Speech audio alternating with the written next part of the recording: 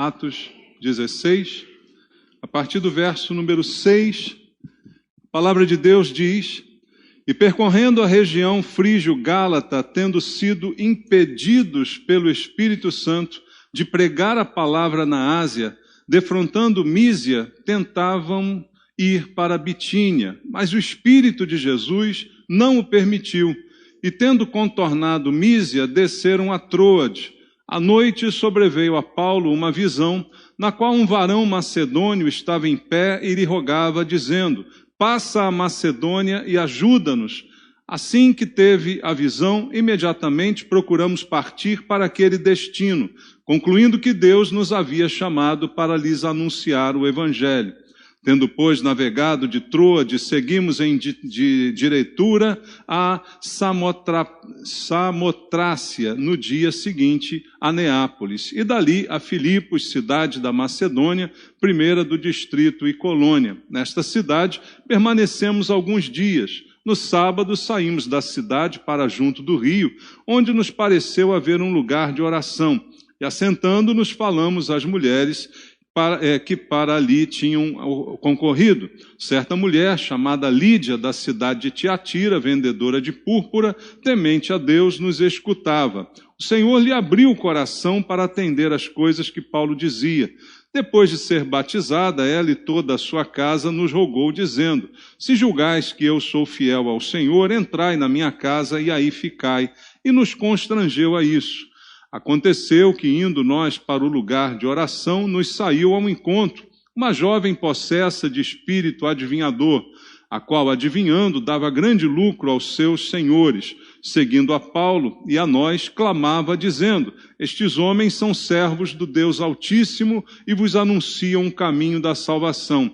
Isto se repetia por muitos dias. Então, Paulo, já indignado, voltando-se, disse ao Espírito: Em nome de Jesus Cristo eu te mando, retira-te dela. E ele, na mesma hora, saiu. Vendo os seus senhores que se lhes desfizera a esperança de lucro, agarrando em Paulo e Silas, os arrastaram para a praça, à presença das autoridades, e levando-os aos pretores, disseram: Estes homens, sendo judeus, perturbam a nossa cidade, propagando costumes que não podemos receber nem praticar, porque somos romanos.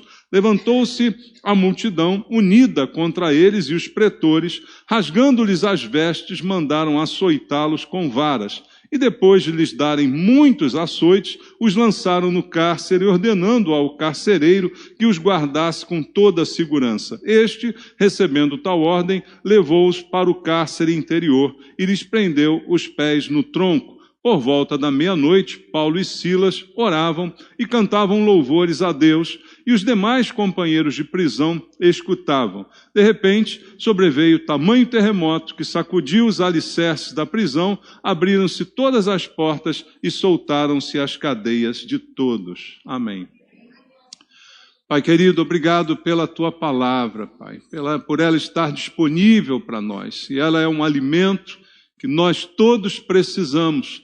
Ela é a verdade que procede do Senhor, que liberta, que retira todo engano do nosso coração. Por isso, abrimos o coração para receber a Tua palavra, para que o Espírito Santo venha falar conosco essa manhã. Vem, Espírito Santo de Deus, vem falar ao nosso coração, vem ministrar aquilo que nós precisamos ouvir, aquilo que vem para corrigir a nossa vida, para trazer fé ao nosso coração. E para isso eu entrego a minha vida mais uma vez ao Senhor, pedindo graça, misericórdia, pedindo unção do Espírito Santo para ser instrumento em Tuas mãos na ministração da Tua palavra, de modo que todos aqui sejam abençoados por ela. É o que eu te peço, orando com os irmãos, em nome de Jesus. Amém. Podem sentar, irmãos. Queridos, esse texto conta uma história na vida de Paulo, na vida de Silas, dos pregadores, que evangelizavam, que levavam adiante a palavra de Deus. E é um texto que tem algumas lições que eu quero compartilhar contigo essa manhã. E baseado nesse texto, uma reflexão sobre a nossa vida, sobre o nosso dia a dia. Eu creio que todos nós aqui já fizemos alguma coisa errada. Posso acreditar nisso? Ou tem alguém aqui que nunca errou, né? De repente tomamos uma decisão errada, fizemos algo errado e depois nos arrependemos daquilo que fizemos. Já aconteceu contigo? Também comigo, né? Com todos nós já cometemos erros, já fomos desobedientes. Alguém já foi? Já desobedecemos, né? Já fizemos coisas que a gente tentava agora até esquecer, ou às vezes tentamos voltar atrás e não é mais possível voltar atrás porque já foi feito, já foi dito, né? Isso é algo muito comum de acontecer na vida de todos nós e muitas vezes a gente também tem planos, faz pensamentos, ideias e as coisas não se realizam, as coisas dão para trás, trazem muitas vezes decepção, não é? Que vão mudando o curso da nossa vida cotidiana. E muitas vezes a gente tem problemas que nunca se resolveram e até que permanecem até o dia de hoje como pendências na nossa vida. Isso tudo não é novidade para nenhum de nós. Tudo que eu disse acontece invariavelmente com todo mundo aqui. Então, tudo isso é normal. Tudo isso faz parte da vida e acontece com todos nós, não há como negar essa realidade. Mas olhando para o texto, e aí eu quero junto contigo olhar para ele, fazer uma releitura e tentar trazer para a nossa vida considerações de princípios bíblicos, princípios de Deus, que vão nos ajudar a compreender alguns desses problemas que acontecem conosco. A primeira coisa que a gente precisa entender, quando você lê o texto comigo, o texto falava mais especialmente de Paulo, o apóstolo, né? Aquele que expandiu o evangelho, que levou a mensagem mais longe naquela época, né? Que viajou por tantas cidades, que abriu tantas igrejas, e o texto gira em torno mais ou menos aqui desse personagem bíblico.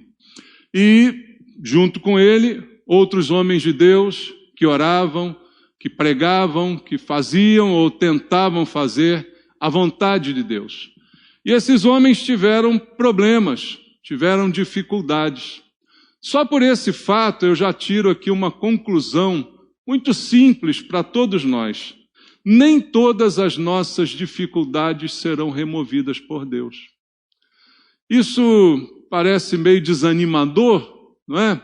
Mas é verdade e precisa ser dito. Todos nós temos dificuldades, todos nós enfrentamos impedimentos, mas nem todas as dificuldades serão removidas por Deus. Parece uma antipropaganda, né, o que eu estou dizendo. Não combina muito com o que certas igrejas pregam, né? Vem para Jesus que todos os seus problemas serão resolvidos. É verdade isso, irmãos? Essa frase é 100% verdadeira?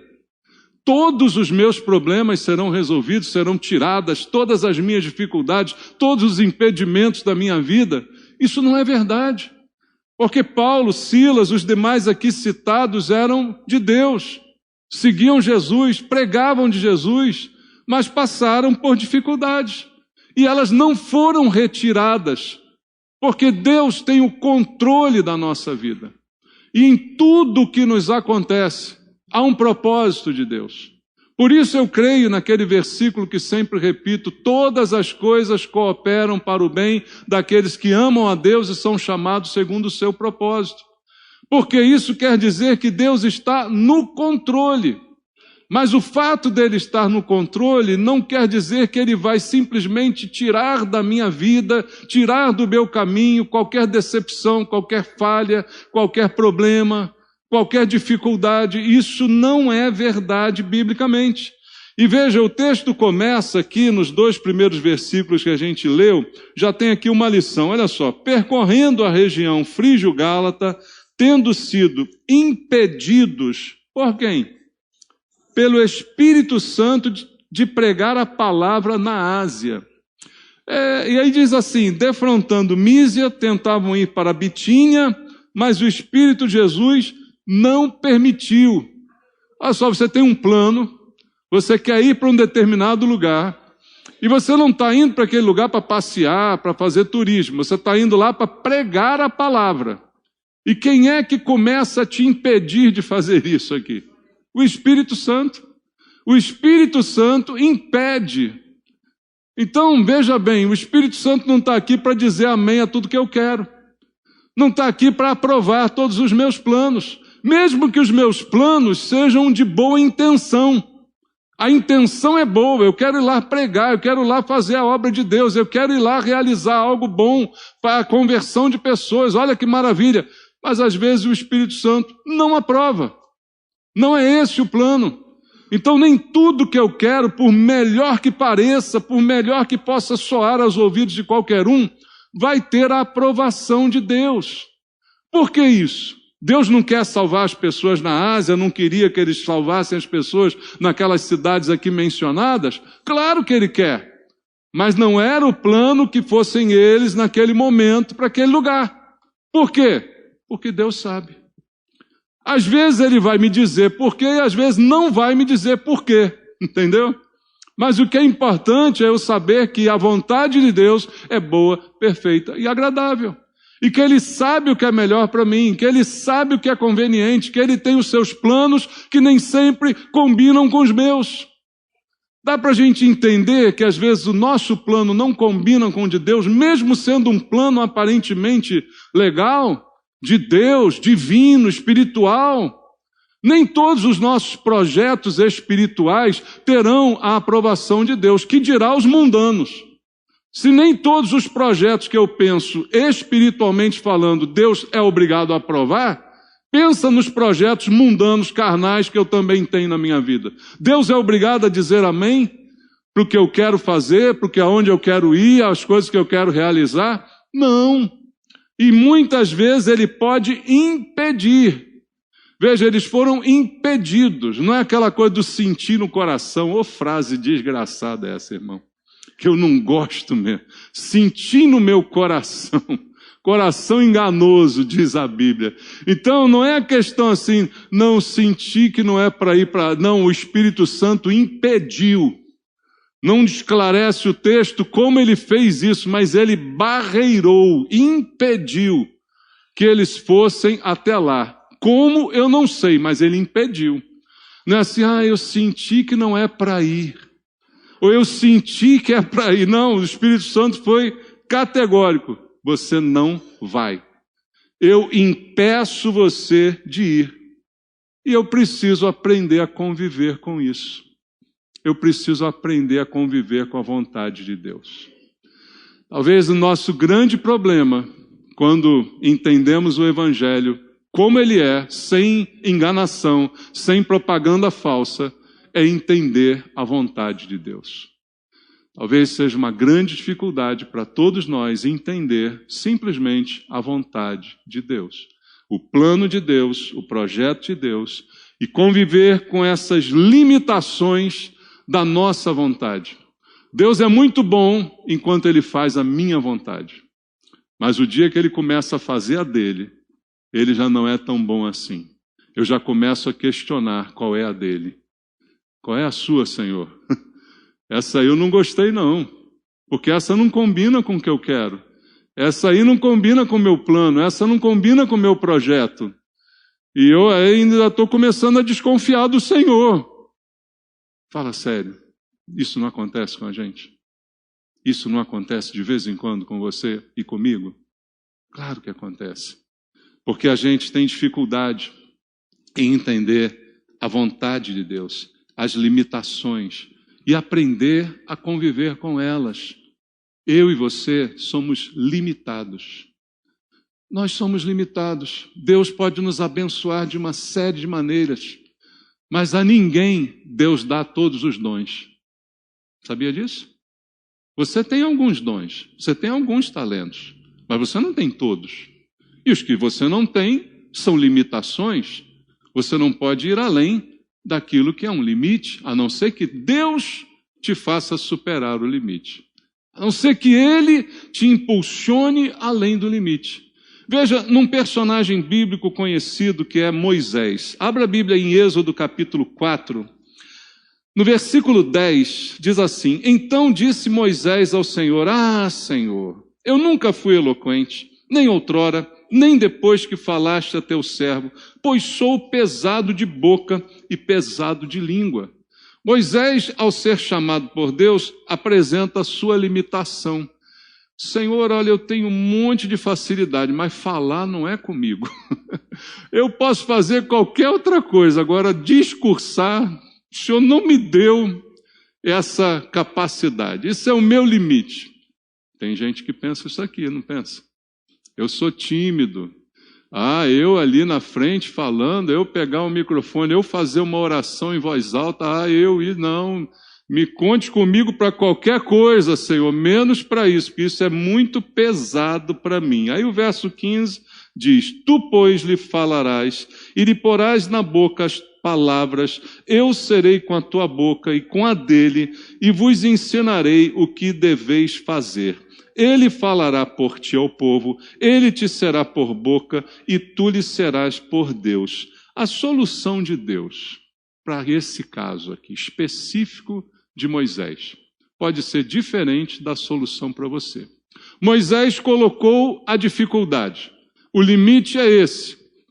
Deus podia fazer um milagre. Moisés, igual fez com Isaías, né? Pegou o anjo, tirou uma brasa com a tenaz do altar, tocou na boca de Isaías, queimou aquela boca suja e ele saiu dali com a boca limpa. Foi um milagre. Podia ter pego um milagre também, tocado os lábios de Moisés. Pronto, Moisés, agora você é eloquente, agora você é um orador maravilhoso, agora você vai ser um pregador fantástico. Não, ele não fez isso. Ele não tirou a limitação de Moisés. Ele colocou o irmão de Moisés do lado dele para ajudá-lo naquela tarefa. Por que com Moisés ele fez assim, com outro ele fez diferente? Comigo ele fez diferente. Eu já contei para você aqui que eu era tímido demais. Não morria de medo de ter que falar, e estou eu aqui hoje falando. Ainda sou tímido até hoje. Mas Deus venceu em mim essa limitação. Mas em Moisés não fez, botou outro para falar com ele, por ele, mas disse: eu também vou ser com a tua boca. Eu também estarei com você. Eu também te abençoarei. Eu também estarei junto contigo. Mas não tirou a limitação. Ele não passou a ser eloquente depois disso. Então veja, por quê? Não sei, quando você morrer, se você ver Deus, pergunta para ele. Se você chegar lá, né? Eu não sei por quê, porque quis que fosse assim. Um propósito há para que fosse assim. Às vezes, como diz um ditado popular, que é bem verdadeiro nesse sentido, Deus não dá asa à cobra. Irmão, você é muito bom numa coisa. Aí Deus te dá outra para você ficar melhor ainda. Imagina, irmão. Eu prego mais ou menos. Imagina se eu canto. Imagina se eu sei tocar algum instrumento. Aí eu me senti o cara. Então não dá para você fazer tudo, soprar, chupar cana ao mesmo tempo. Não dá. Tem que ter umas limitaçõezinhas. Para você não achar que você é o cara. Para você não achar que você está lá. Não, Deus sabe. Deus sabe, com cada um de nós é diferente. Alguns de nós podem saber lidar com dinheiro, outros não. Alguns de nós podem saber lidar com fama, outros não. E que Deus nos livre daquilo com que nós não podemos lidar, que Ele sabe. Que Ele controle isso e que não faça todas as nossas vontades.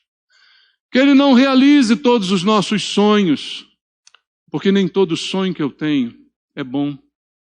Nem todo desejo que vem ao meu coração é santo. Nem todo projeto que vem à minha mente precisa ser sancionado por Deus, porque Ele sabe o que é melhor para mim. E no caso de Moisés, ele continua assim.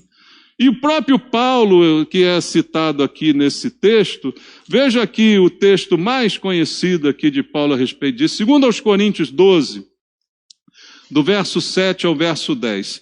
E para que não me ensoberbecesse, olha como Paulo fala aqui, para que eu não ficasse soberbo com a grandeza das revelações.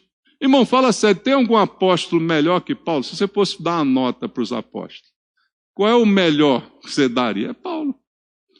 Pelo menos pelo realizado, pelo trabalho apresentado, foi o que mais abriu igreja, foi o que mais viajou pregando o evangelho, foi o que mais escreveu livro que está no Novo Testamento. Paulo é 10. E ele sabe disso, ele sabe que é da grandeza das coisas que ele recebeu. Então ele diz, para que eu não ficasse soberbo com isso, me foi posto um espinho na carne, mensageiro de Satanás, para me esbofetear, a fim de que não me exalte. Todo dia ele acordava com esse espinho, dando umas bolachas na cara dele, para dizer, você é Paulo, você não é o rei da cocada, baixa a bolinha, meu filho.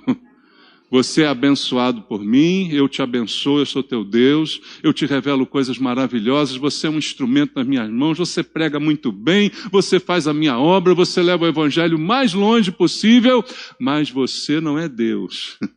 Você precisa de mim. Você só faz tudo isso porque eu estou com você. Você só é capaz assim porque eu uso a sua boca. Então eu dou uma bufetadinha em Paulo, ele diz, eu me esbofeteio por isso, e eu orei 3 vezes pedindo ao Senhor que isso fosse tirado de mim. Ele não diz o que é, a gente fica discutindo qual é o espinho de Paulo, o que ele tinha, era uma doença, era um problema de visão, um monte de gente fala, não importa o que ele tinha, mas o que ele tinha não saiu. Ficou lá até ele morrer. Então ele me disse, a minha graça te basta, porque o poder se aperfeiçoa na fraqueza. De boa vontade, pois, mais me gloriarei nas fraquezas, para que sobre mim repouse o poder de Cristo. Pelo que sinto prazer nas fraquezas, nas injúrias, nas necessidades, nas perseguições, nas angústias, por amor de Cristo, porque quando sou fraco, então é que sou forte. Aí ele entende. É bom ter um espinho na carne? Não é. Quando a gente tem um calo no pé, tem gente que já não sai de casa para vir à igreja. Né? Tem gente que quando tem uma feridinha, não sei aonde, já fica imóvel. Imagina. Mas Paulo diz, não, foi bom. Eu depois entendi, eu orei 3 vezes, eu cheguei a pedir, Senhor, tira isso de mim, tira isso de mim, tira isso de mim. Mas depois ele me falou, minha graça é suficiente para você. Eu não te dar o que você merece, já é suficiente para você. Eu te dar aquilo que você não merece, que é graça pura, já é o bastante para você. Então continua aí, toca a tua vida e essa limitação não vai ser tirada. Esse é Deus, irmãos. Com cada um de nós age diferente, porque sabe quem somos nós e individualmente nós somos diferentes. O que me aflige pode não afligir a você, o que aflige a você pode a mim não fazer nenhuma diferença. Mas Deus sabe qual a necessidade de cada um e até quando e onde pode nos abençoar ou nos deixar ir ou bloquear o nosso progresso. Como disse aqui o texto, o Espírito Santo os impediu. Então, isso não significa que é impossível para Deus fazer alguma coisa. Não, para Deus não é impossível. Mas Ele às vezes deixa de fazer porque Ele não quer fazer. É a vontade de Deus. Às vezes ele deixa de abrir a porta porque ele não quer abrir. É a vontade de Deus. E eu preciso entender que ela é boa, perfeita e agradável. Talvez, como eu disse e repito, a maior dificuldade nossa seja entender a vontade de Deus. A gente entende um monte de coisa sobre o Evangelho, mas muitos de nós têm dificuldade de entender a vontade de Deus. Só no dia que ela não concorda com a nossa. Enquanto Deus está fazendo tudo o que eu quero, Deus é maravilhoso. Eu louvo, eu bato palma, eu pulo, eu faço tudo. Mas o dia que Ele não faz o que eu quero, muita gente tem dificuldade com esse dia. Muita gente tem dificuldade quando é impedido. E diz, Senhor, mas era para o Senhor que eu estava fazendo. Paulo podia dizer, eu queria ir para a Ásia porque era para pregar o seu evangelho. Como é que o Senhor me impede de ir? Não é? Como é que o Senhor faz isso? Mas não é assim que as coisas funcionam, porque Ele sabe o que é melhor para nós. Vamos lá no Salmo 119. Pode deixar que eu não vou ler ele todinho, não. Fica tranquilo. Salmo 119, versículo 67. Salmo 119, verso 67. Antes de ser afligido, andava errado, mas agora guardo a tua palavra. Às vezes é preciso ser afligido para obedecer. Às vezes é preciso ser fustigado para obedecer. Isso é o princípio de educação. Nem tudo é na conversa, como sugere a psicologia moderna. Né? Não bata no seu filho. Nem estou dizendo para ninguém espancar filho. Mas uma palmadinha, meu irmão, é tão terapêutico, não é? É tão terapêutico. Não, converse só. Nem tudo se resolve. Deus está conversando contigo há quanto tempo? Há quanto tempo você vem aqui e escuta Deus falando pregação contigo? E não resolve. Né? Se não vier uma palmadinha, antes de ser afligido, andava errado. Mas agora eu guardo a tua palavra. É terapêutico, é necessário. Outra coisa que esse texto ensina, voltando lá aonde estávamos em Atos, né? No capítulo número 16, nem sempre as derrotas significam fracassos. Entenda a diferença. Você pode ter derrotas. E a gente tem umas frases de efeito, né? Tem crente que diz assim, com Cristo, só vitória. Opa! Não, às vezes empata também. Às vezes perde também. Às vezes tem derrota. Não existe ninguém que seja só vitória. Não existe, irmão. O que existe é tudo coopera para o meu bem. Até quando eu perco, eu ganho. Até quando o que eu não quero acontece, Deus me mostra que Ele modifica para isso se tornar em bem para mim. Mas esse negócio de vencer sempre, em Cristo somos mais que vencedores. Vencedor é o que vence. O mais que vencedor é aquele que vence até quando perde. É mais do que vencedor. E isso acontece. Mas a derrota não significa fracasso. E esse texto vai mostrar, eu leio para você aqui o verso 9. À noite sobreveio a Paulo uma visão, na qual um varão macedônio estava em pé e lhe rogava, dizendo, passa a Macedônia e ajuda-nos. Assim que teve a visão, imediatamente procuramos partir para aquele destino, concluído que Deus nos havia chamado para nos anunciar o Evangelho. Então, o plano mudou, Deus não deixou ir para um lado, ele teve esse sonho, essa visão, e agora entendeu. Então, é para ir para a Macedônia. Então, Paulo está indo para a Macedônia, porque recebeu direção de quem? De Deus. Houve uma direção para a Ásia, não pode. O Espírito Santo impediu. Para Macedônia, vai que eu estou mandando. Está claro até aí? Estou na direção de Deus. Maravilhoso. Versículo 14. Certa mulher chamada Lídia, da cidade de Tiatira, vendedora de púrpura, temente a Deus, nos escutava. O Senhor lhe abriu o coração para atender as coisas que Paulo dizia. Depois de ser batizada, ela e toda a sua casa nos rogou, dizendo, se julgais que eu sou fiel ao Senhor, entrai em minha casa, e aí ficai, e nos constrangeu a isso. Ele vai e já tem a primeira conversão. Ó, Deus mandou ir, ele vai. E o que acontece? A palavra é recebida, é acolhida na casa desta mulher, que o recebe com alegria, né? Que abre a sua casa para o Evangelho. Já tem um ponto de pregação ali, começando. Vê que maravilha? Está tudo dando certo, tudo na direção de Deus. Mas, verso 16, aconteceu, indo nós para o lugar de oração. Para onde estavam indo? Para orar. Para passear? Não. Para fazer qualquer coisa? Não. Para orar, para buscar a Deus. Nos saiu ao encontro uma jovem possessa de um espírito adivinhador, um demônio. Você está na direção de Deus, você está dando fruto para Deus, as coisas estão acontecendo conforme Deus queria, tudo está dando certo e de repente vem um demônio atrás de você. O que você faz? Continua fazendo o que tem que fazer. Irmão, quem tem medo de demônio não pode ser crente, não. Hã? Dá uma pensada nisso aí.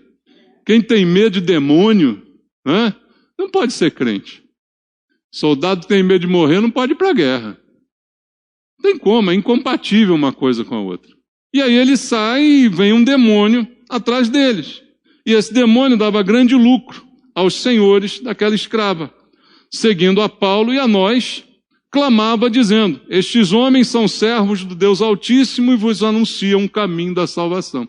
Isso aqui é maravilhoso, porque mostra como o diabo é enganoso, igual o coração da gente. Como é que o diabo engana? O que o demônio dizia? Não vão atrás deles, eles são charlatões, não escutem o que ele diz, porque eles não prestam. Não, o demônio dizia: olha, esses homens são servos de Deus, anunciam o caminho da salvação. Por que o demônio está fazendo isso? Já parou para pensar nisso? Todo dia, diz a Bíblia que todo dia vinha lá a jovem possessa desse demônio, falando a mesma coisa, criando aplausos, mexendo com o ego. O diabo trabalha no orgulho. Você já viu o filme Advogado do Diabo? Se não viu, veja. Aconselho.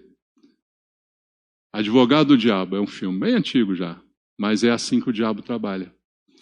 Trabalha na vaidade, trabalha no orgulho. Nem sempre vai trabalhar xingando, desqualificando, humilhando. Isso funciona para alguns, mas para outros não funciona. Para outros é mais eficaz uma exaltação.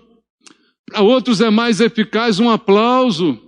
O que ele quer é tirar do caminho, não importa como ele vai fazer. Então ele vem atrás dizendo: olha, escutem eles são homens de Deus. Que coisa bacana, né? Quando alguém te chama homem de Deus, você fica todo bobo. Mulher valorosa, você, opa, chega a dar uma sapateada. Fala sério. Dá ou não dá? Mas é um perigo. É um perigo. Sinal de alerta. Nem sempre quem está dizendo isso para você é Deus ou alguém de Deus. Pode ser um endemoniado. E aí? E é o que acontece. O inimigo seguia de perto mesmo a obra, estando dando certo. E aí Paulo vai fazer o quê? Discernindo que aquilo era um demônio. E aí tem que ter discernimento. Como é que a gente discerne um demônio? Só com discernimento espiritual. Às vezes demônio não tem cara de demônio. E que a Bíblia fala de Satanás, que ele se apresenta como anjo de luz. Então, às vezes você vê uma pessoa toda torta, toda engrenada, é um demônio, tá visível, é um demônio, mas às vezes é um galã bonito, olho azul, lourinho, musculoso, malhado, e é o demônio. Mas não, aí tem que ter discernimento. Tá falando um monte de palavrão, é o demônio. Não, às vezes está falando coisa bonita no teu ouvido, está te elogiando, está te botando para cima, você diz: que maravilha, precisava ouvir isso. É o diabão, te falando, e você louco pelo diabo, né? É Sansão no colo de Dalila, ela passando a mão nos seus cabelos. Que maravilha. Você acha que o diabo é bobo, irmão? O diabo é tudo menos bobo. Então, é a estratégia. E aí vai falar bonitinho, vai fazer tudo direitinho, mas com discernimento do Espírito. E veja, isso não foi imediato, ficou alguns dias isso acontecendo. Mas o coração de Paulo estava sendo incomodado. Deus estava tocando. E aí ele discerne: isso é um demônio. E quando ele discerne: isso é um demônio, olha o que diz o verso 18. Isto se repetia por muitos dias. Então Paulo, já indignado, voltando-se, disse ao Espírito: em nome de Jesus Cristo eu te mando, retira-te dela. E ele na mesma hora saiu. Repreende o demônio. Aí você vai dizer: agora está tudo bem. Não, agora é que os problemas começam. Agora não está tudo bem não, agora é que a coisa piorou e o caldo entornou de vez. Verso 19. Vendo os seus senhores que se lhes desfizera a esperança do lucro, agarrando em Paulo e Silas, os arrastaram para a praça, à presença das autoridades. Começaram agora os problemas. E aí veja, de novo, voltando ao texto. Quero ir para a Ásia, quero ir para tal lugar. O Espírito Santo diz: não.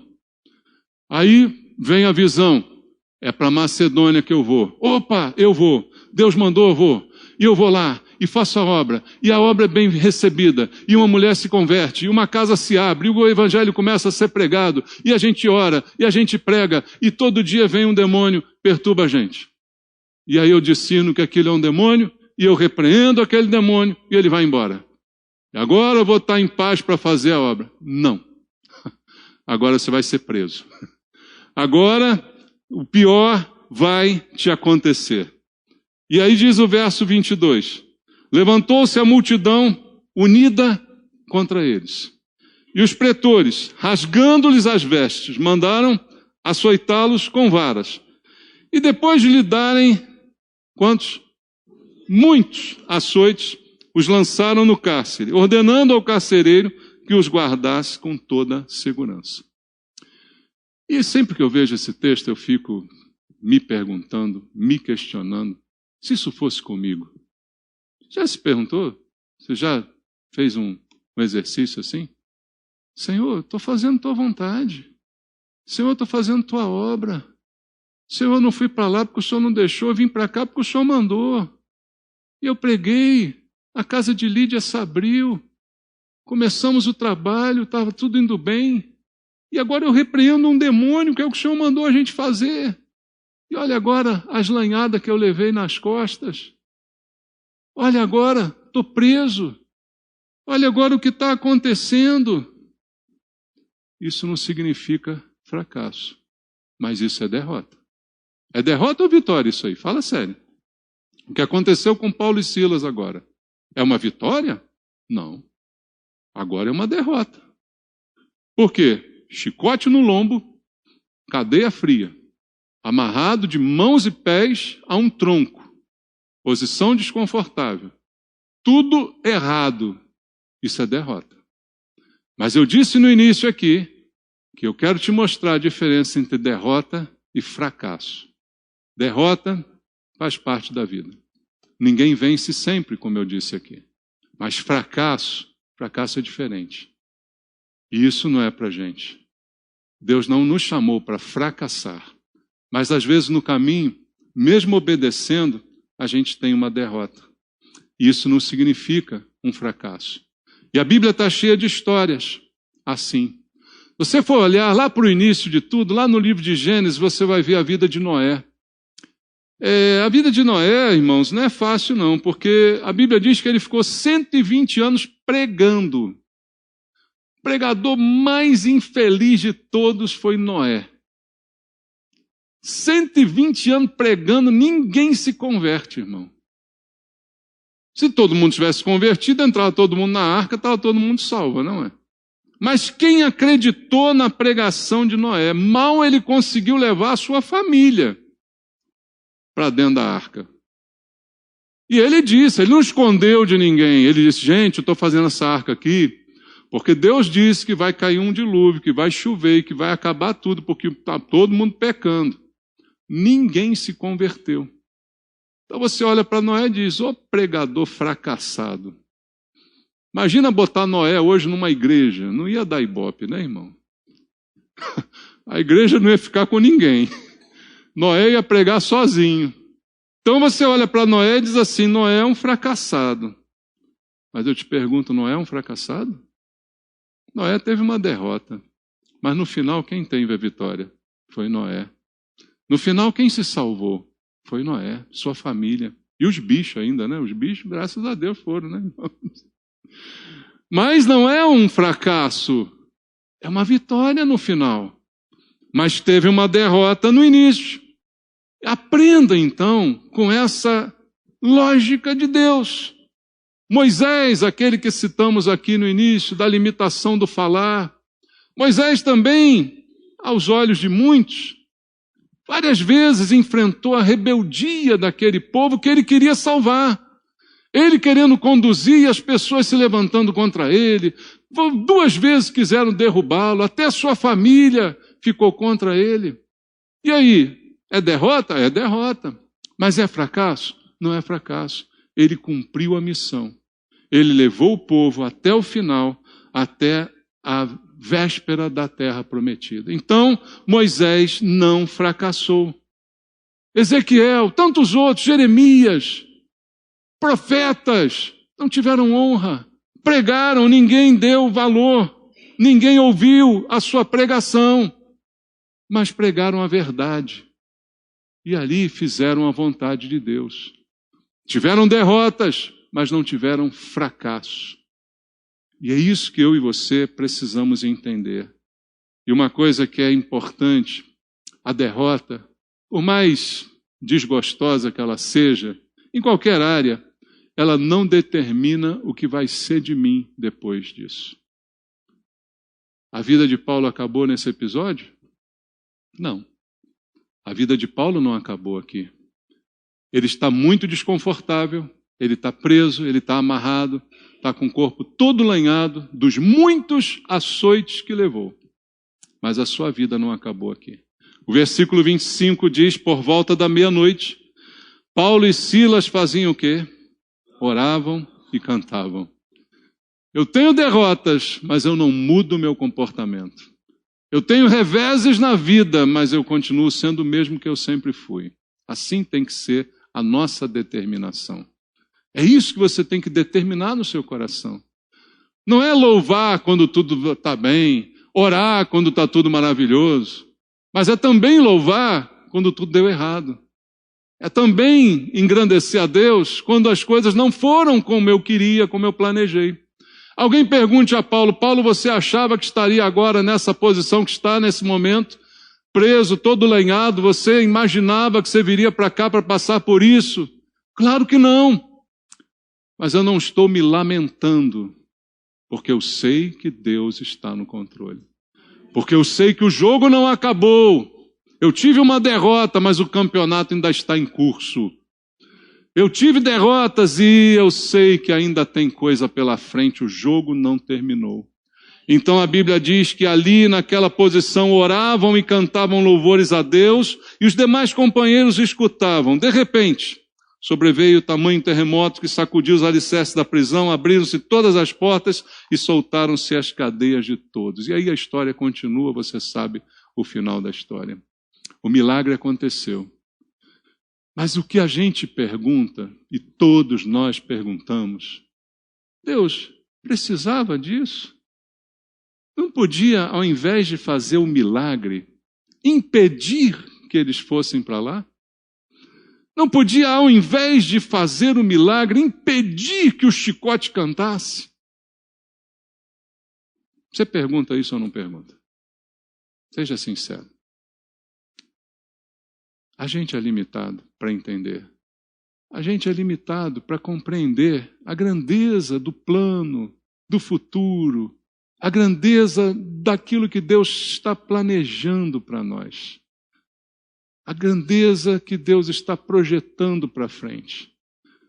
Num texto aos Gálatas, Paulo vai dizer, e ninguém me moleste, porque eu trago no corpo as marcas de Cristo. Por quê?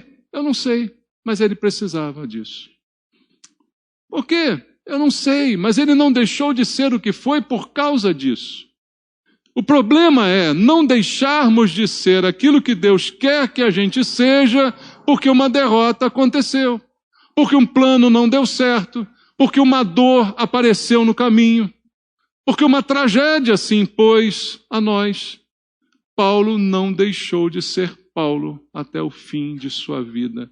Foi instrumento nas mãos de Deus. Então, derrota não determina o futuro. Mas sabe uma coisa que pode determinar o futuro? É a maneira como você enfrenta a vida. É a tua reação diante da derrota. Isso pode determinar o futuro. Você hoje ter uma derrota, você hoje levar uma chicotada no lombo, você hoje ficar numa posição desconfortável, se você é cristão, eu não olho para você vendo um fracassado. Não. Eu olho para você vendo alguém que teve uma derrota, como todos nós podemos ter em algum momento da vida.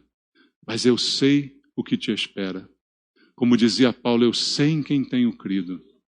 Eu sei que Ele é poderoso para guardar o meu depósito até aquele dia.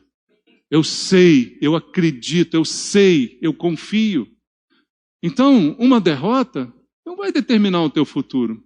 Mas a tua reação diante de uma derrota pode determinar o teu futuro. E é essa lição que eu queria que todos nós tirássemos dessa mensagem. A derrota é uma consequência da vida, é uma coisa que pode acontecer, que é passageira. Mas como eu reajo pode ser toda a diferença. E aí eu quero usar um exemplo do dia do Calvário. Do dia que Jesus foi para a cruz e que foi certamente acusado por todos, visto por todos como um grande derrotado. Porque a cruz não é um sinal de vitória. O sofrimento naquele lugar não é uma coisa para se exaltar. Quem o viu e todos diziam, zombando, você não disse que é o rei dos judeus? Agora salva você mesmo. Você não disse que Deus é teu pai? Como é que ele vai te deixar sofrer dessa forma? Não foi isso que Jesus ouviu? Então não é a derrota que vai determinar o futuro, mas aquele que foi derrotado na cruz depois se tornou o vencedor de tudo. O Rei dos Reis, o Senhor dos Senhores. Mas a reação é o que muda. Naquele dia da cruz, quantas pessoas morreram naquele dia? Você sabe? Quero te dizer, morreram 4 pessoas naquele dia. Morreu Jesus? Morreu. Tinham 2 ladrões, um de cada lado. Morreram? Morreram. Tem mais um que morreu, quem lembra? Judas Iscariotes. Que o traiu e aí se matou. 4 pessoas morreram naquele dia. O mau ladrão, o bom ladrão, Jesus e Judas o traidor. Todos enfrentaram o mesmo destino. Qual o destino? A morte. Todos enfrentaram a mesma derrota, que é a morte, que é a pior derrota do que a morte, não tem, não é? Judas começou bem sua vida. Pensa em Judas. Jesus o escolheu. Judas não foi ser um dos 12 por pistolão de alguém, por indicação. Jesus escolheu Judas. Dá para entender isso? Então ele começa muito bem, ele tem tudo para dar certo. E como é que ele termina? Enforcado, precipitado. Como é que ele termina? Da pior maneira possível. Sua derrota vai se transformar na aniquilação completa. E o mau ladrão? O mau ladrão estava na cruz por quê? Porque era ladrão. Recebeu a pena que seus crimes mereciam. Então ele começou mal. Ele viveu mal a sua vida inteira e ele morreu mal. Judas começa bem, morre mal. O mau ladrão começa mal, morre mal. E o bom ladrão? O bom ladrão começou mal, igual o outro. Não era mais ladrão ou menos ladrão, era ladrão do mesmo jeito. Sofreu a pena do mesmo jeito que ele merecia pelos seus atos. Mas como é que ele terminou? Ele terminou bem. Porque ele disse, Senhor, lembra-te de mim quando entrares no teu reino. E ele termina bem. Aquela derrota não determinou o futuro daquele bom ladrão. Porque ele, naquele momento, mudou o seu futuro com a atitude que ele teve diante da derrota. O outro ladrão, o mal do seu lado, o que ele fazia? Xingava Jesus, debochava de Jesus, a ponto deste o interromper e dizer, você não teme a Deus, mesmo estando debaixo de uma sentença igual, merecida? Você não tem temor de fazer isso? Então ele, no meio da derrota, que era o seu último momento de vida, ele mudou a situação. E a sua derrota não se tornou um fracasso. Judas, que começou bem, podia ter ido bem até o final, mas ele se deixa levar por ganância, por outros planos, por outros sentimentos, e acaba com a sua vida. Então, diante da derrota, ele vai para a destruição. E aí eu digo, podia ser diferente para Judas? Podia. Mesmo tendo traído? Podia. Enquanto não morreu, pode se arrepender? Ou todo mundo pode, menos Judas? Hein? Mas ele não quer se arrepender. Ele quer se matar. Então o problema não é a derrota.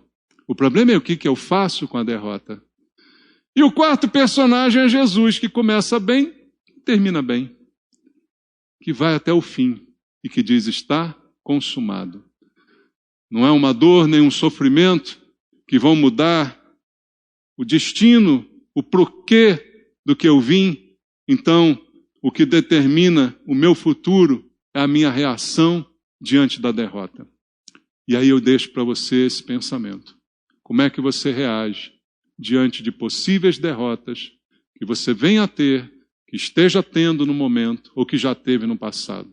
Como é que você reagiu?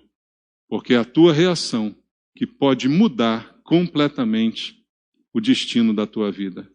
Eu não tenho controle sobre as circunstâncias, eu não tenho controle sobre os meus pensamentos, mas eu tenho controle sobre as minhas atitudes, sobre as minhas reações, e eu posso escolher agir diferente. Eu posso escolher mudar a minha mente, como a Bíblia diz: transformai-vos pela renovação da vossa mente, para que você experimente a boa, perfeita, agradável vontade de Deus.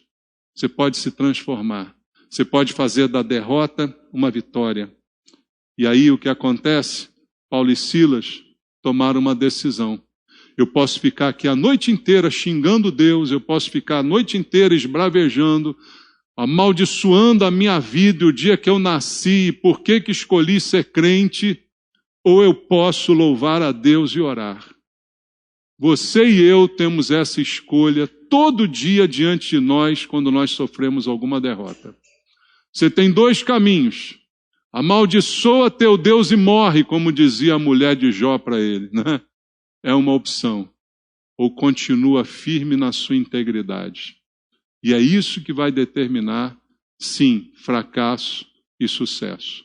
Não é a derrota, mas é a tua reação diante dela. Que você escolha o caminho certo, que você escolha reagir da maneira certa. Entenda a vida a partir da palavra de Deus. Amém? Vamos orar? Vamos falar com o Senhor.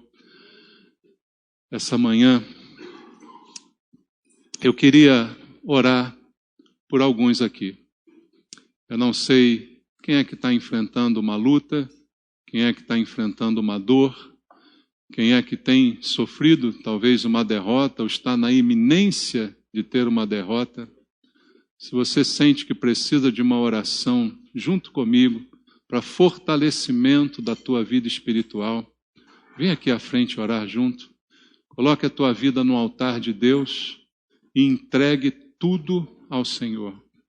Entregue tudo a Deus nesse momento, para que não saia da tua boca uma blasfêmia, uma reclamação, uma indignação, mas apenas um louvor e uma oração.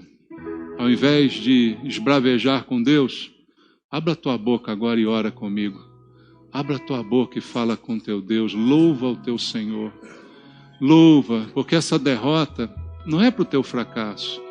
Por que ela é, pastor? Eu não sei por quê. Eu sei que Deus sabe. Eu sei que Deus conhece. Por que aconteceu? Eu não sei. Mas eu sei que Deus está no controle. E Ele só precisa de uma coisa: que você continue orando e louvando. Que você não abra a tua boca para blasfemar, para reclamar, para dizer, ó vida, ó azar, por que isso aconteceu comigo? Eu não mereço. Não. Deus está no controle da tua vida. Deus conhece tudo sobre você.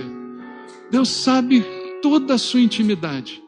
E a Bíblia diz até os fios de cabelo que você tem na cabeça. Deus sabe quantos são, porque você é alguém para Deus. Sabe o teu nome, conhece a tua história, conhece o teu passado, sabe até o teu futuro. Então simplesmente entrega teu caminho ao Senhor.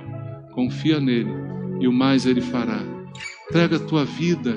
Diga, Senhor, eu não sei porque eu estou sofrendo isso, eu não sei porque isso está acontecendo ou está na iminência de acontecer. Eu não entendo, mas eu não vou blasfemar. Eu não vou reclamar. Eu vou louvar.